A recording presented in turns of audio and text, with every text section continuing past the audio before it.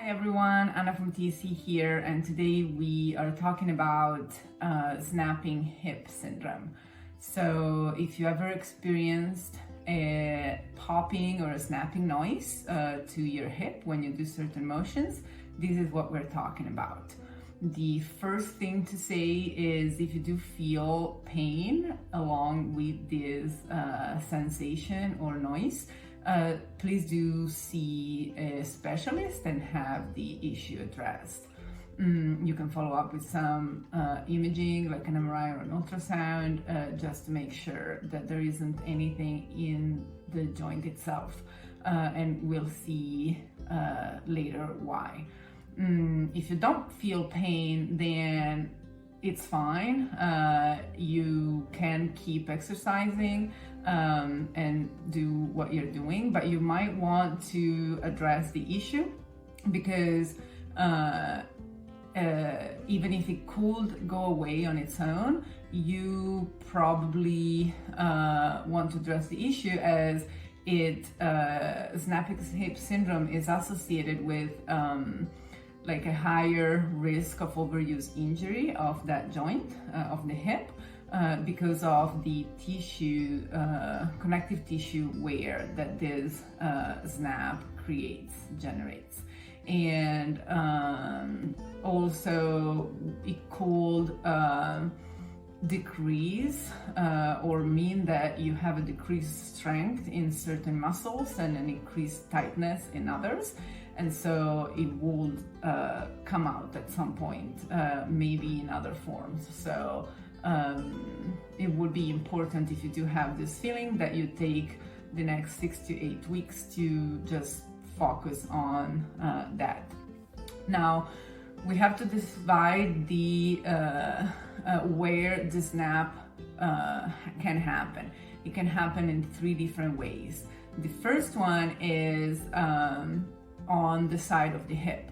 When it's on the side of the hip, it is the large iliotibial band, the so-called IT band, that is too tight, and when it should move over the trochanter bone, it will like create this snap if it's too tight.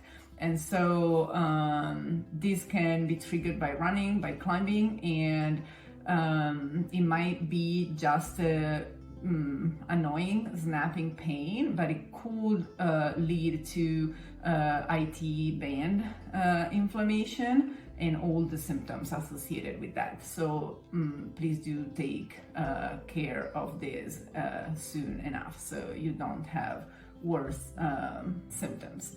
It could happen, the snapping could happen in front of the hip. In that case, is the iliopsoas tendons. Are 2 big tendons that attach to the hip flexor, and they kind of step on top of each other and snap when they get out of that position. And these 2 can create inflammation if not addressed, and also it can mean or create significant loss in strength of the hip flexor and tightness in the counter muscles by reflex. So definitely you want to address this. Now the third one is an intra-articular snapping. This happens inside the joint, and it is due to like a build-up cartilage or a tear in the cartilage, or there is like a loose body inside the joint that creates this snapping feeling as you move the joint.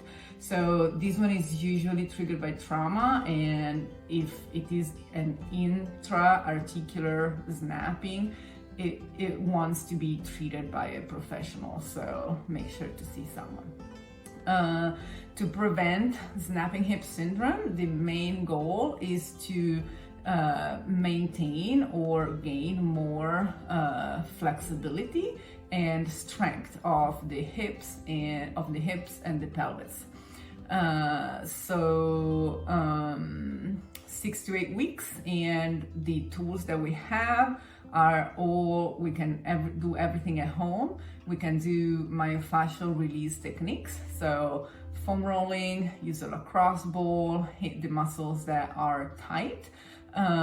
Professional massages are a great way to release the myofascia as well. We are gonna need to focus on stretching. So stretching exercises for the hip flexors, quadriceps, hamstrings, IT band to reduce muscle tightness. You do want to have a stretching routine that addresses the tight areas and focus primarily on the side that you experience this, but nothing impedes you to do the two sides. At least like 4 or 5 times per week, ideally every day. You don't need like a very long routine. About 10 minutes can be enough. You can do it after exercising or after getting in the shower, when you get up in the morning, before going to bed. Just find a moment that works for you to do this, and make sure that you put in those 10-15 minutes to address this.